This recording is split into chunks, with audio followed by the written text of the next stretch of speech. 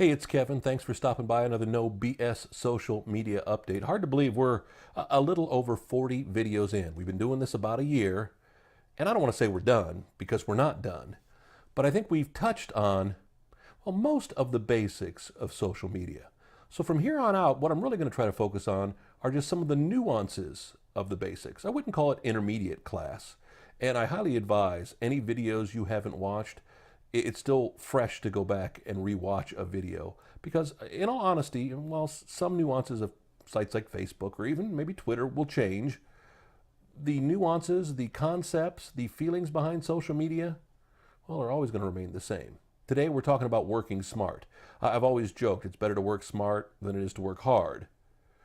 I'll take either one of them, but especially with social media, working smart is very important. Sure, there are lots of shortcuts you can take, and shortcuts are great. Don't get me wrong. I'm always looking for the next shortcut. I joked when I was growing up that I spent a lot of time worrying about, well, grays, not necessarily the black and white. I tried to play in the gray area, if you will. It's kind of like NASCAR racing, one of my favorite pastimes. They're always working in the gray area. Here are the black and white rules. Now we're trying to read between the lines. With social media, there's a lot of reading between the lines, so working smart is very important. What's interesting to me, and again, you can go back and watch many of the videos and we talk about these topics, but I'm amazed constantly at how, whether you're a recording artist, whether you're a media personality, whether you're a small businessman, you're not really focusing on those minor details. You're not working smart. You spend so much time worrying about what you're going to post, what you're going to do to entice people, that instead of just doing the smart thing of communicating with people, you're going to go further. Recently, a local business in Nashville reached out on Twitter and followed me on Twitter.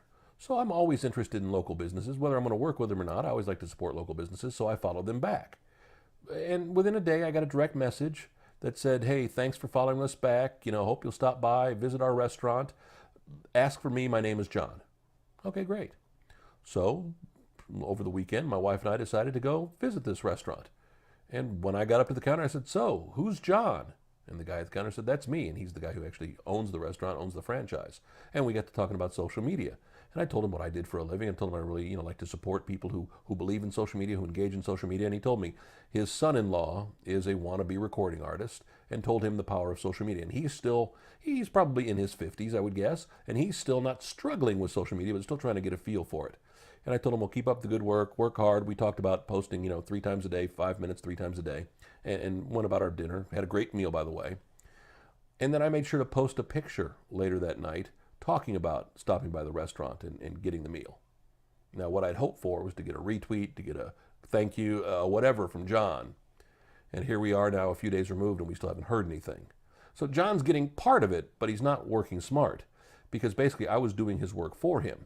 By posting a picture of the great meal I had, he could have just retweeted it to the people who were following him and then would have gotten my followers involved and it could have grown from there. Again, it's about working smart. So many people with social media are too worried about what they're going to post. And yes, I've always talked about content being king and content is very important.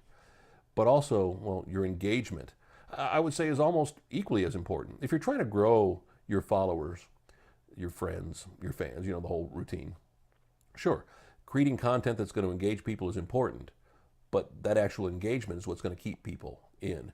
The other day, a little artist I met recently started following my Facebook page on Intensity Media. Okay, great.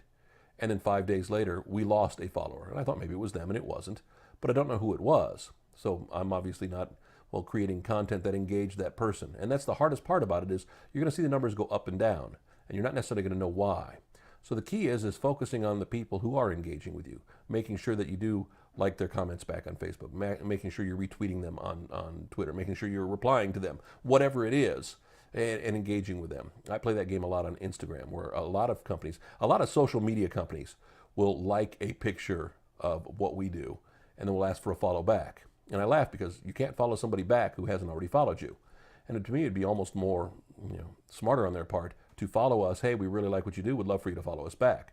And then we've started a dialogue. Now, sure, you know what? If they're doing what we're doing, what's the point? But to me, all ships in a storm will raise with the water.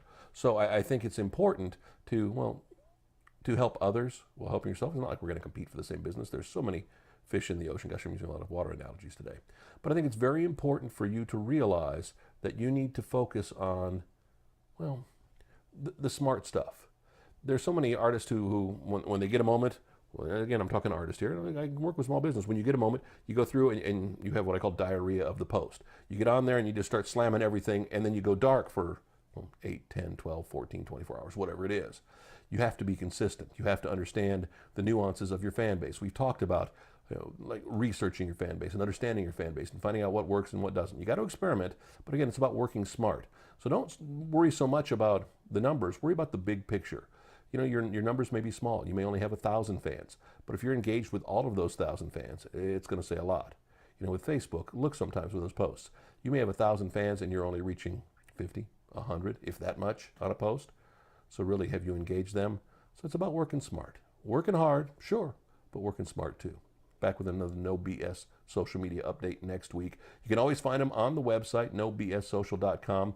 Our website, intensitymedia, both .net and now .com. And again, you can find these videos on YouTube too if you want to subscribe there. Whatever you want, however you want it. All my contact information coming up here in the end. Thanks so much for stopping by. See you next week.